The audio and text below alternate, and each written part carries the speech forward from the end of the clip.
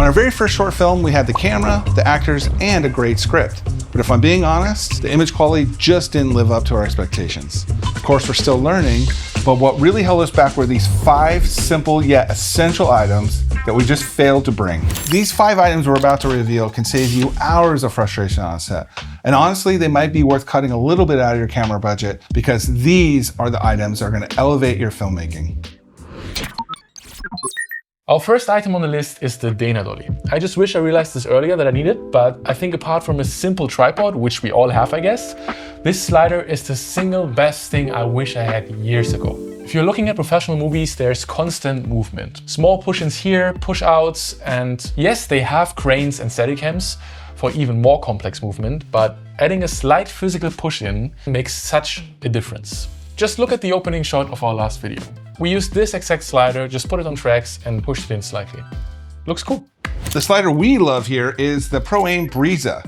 For about 400 euros, you get this beefy slider, you get clamps, and what you do is you go to the hardware store and buy some aluminum tube or steel tubing, cut it to whatever size you need. So if you want a really wide tracking shot, you can get like 2 or 3 meters. But if you're gonna push in or push out, you need a bit shorter so that it doesn't show up in the camera. Well, we really like this thing. We get some amazing shots with it, and the price you really can't beat.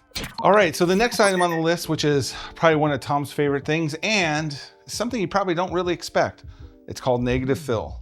Negative fill is where we use a piece of fabric to block out some of the light from a side of an actor's face, which increases contrast. It's easy to do in a close-up. It could be a lot more tricky in a wide shot because you need such a big piece of fabric. It's called a butterfly, it's called a scrim, but essentially a piece of fabric could give you a huge improvement for a very low cost. If you're on a budget, the best way to start using negative fill is just buying a bit of blackout fabric and put this on a simple T-stand construction. That basically means you're taking a normal C-stand and then you just attach an Avenger boom arm to it, which gives you like this T-form. So you can just clamp the blackout fabric on top of the T-stand construction. And this way you have a perfect curtain that can be used as negative fill. And honestly, if you're just shooting close-ups, even a black jacket will do the trick. On Hollywood film sets, they usually use butterfly frame constructions. There are a few standard sizes, 6x6 feet, 8x8, 12x12, 16x16, and I think the biggest one they use is 20x20 feet. But just a blackout curtain will do just fine. For the next item, here is a little Hollywood secret: top lighting. All you need is a simple C-stand construction with a boom arm. And boom arms are very useful for a lot of things.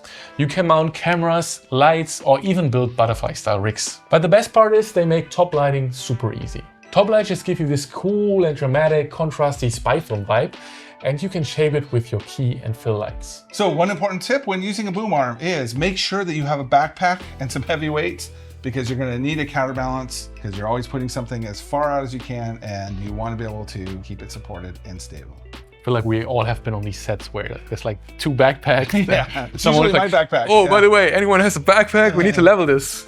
It's usually mine. Yeah, it's always his backpack. Now, if you're on a really tight budget, a great low budget option is something called a polecat. It's something that looks like a shower curtain rod that you can put between 2 walls and hang lightweight lights and LEDs on. But if you need to hold heavier lights, then you have to go up a little bit and use something called a wall breaker, which is a little bit more heavy duty version of the polecat. I know this next item is a bit of a pain budget-wise, but over the recent years, the prices have come down and the tech has really gone up, and it's been such a great thing to have on set. What are we talking about, Tom? Video transmission. Constantly leaning over the DP's or the camera operator's shoulder is a bit of a nightmare for everyone. And with a video fit like this, the whole team can already fix mistakes. So the lighting team can be like, oh, there's a light that is not perfectly adjusted yet. Or the art direction team can remove a plant in the background that they don't like. I think while the DP and the director talk about the next shot, people are already fixing stuff. And that's really useful. And when there's a lot more eyes watching the monitor, there's a lot less talking on set during shooting, which can be a huge help. Yeah. So these transmission systems can be a little pricey, but they do have a wide range of budgets. So you have sort of the mid-tier, which is DJI Transmission, Hollyland. You have actually a low-budget solution by Xsun called the Simo. And of course, you have the industry giant Teradek.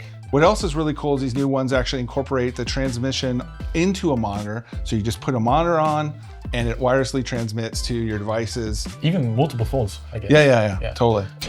And of course, last but definitely not least is the tube light. Whoa, this is my favorite. Okay. No, but for real, I think these tube lights are insanely cool. There's multiple reasons for that. I would say they are very portable. You can just mount them everywhere. You can put them underneath the table with like tape, and they are full RGB, which means you can have all the colors you want. If you put them in the CCT mode, you can decide if you want warm or colder tones. It's perfectly color accurate, so they are super, super useful. These are the Nanlite power tubes. I've been using them on my reshoot ever since, I feel like. Also, I think even as a first light, having a set of these can be very useful because they're just so easy to put somewhere and rig them up, and you can get so many cool things out of them. Not to mention, they also have a lot of special effects. So if you need like a lightning effect, you need a police effect, or you need even just like a fire burning in the background, these lights can do it all. So they're very useful, they're pretty affordable, and they're battery operated, so they're easy to maneuver and put wherever you need. Yeah, I think the battery actually is like, I don't know, 8 hours? It's ridiculous, yeah. So after we talked about my favorite item, I know that this one is yours. And these are light mats, right? Correct. LED panels, light mats. What I love about these things is when you can get pretty big ones that fold up, so they come into a compact space, they come with a grid, and they come with diffusion, and it's only about this wide. So these work in really tight spaces. They're super light, so they're easy to hang overhead. So if you want that overhead shot we talked about, these are the type of lights that we use. And they're portable, very bright. You can get color versions, so you can get all kinds of colors, and they can kind of go in places where these big dome lights really can't fit. We hope you'll find these items just as essential as we have. Thank you for watching this. Please like and subscribe, and we will catch you next time with more tips from Cicada Studios.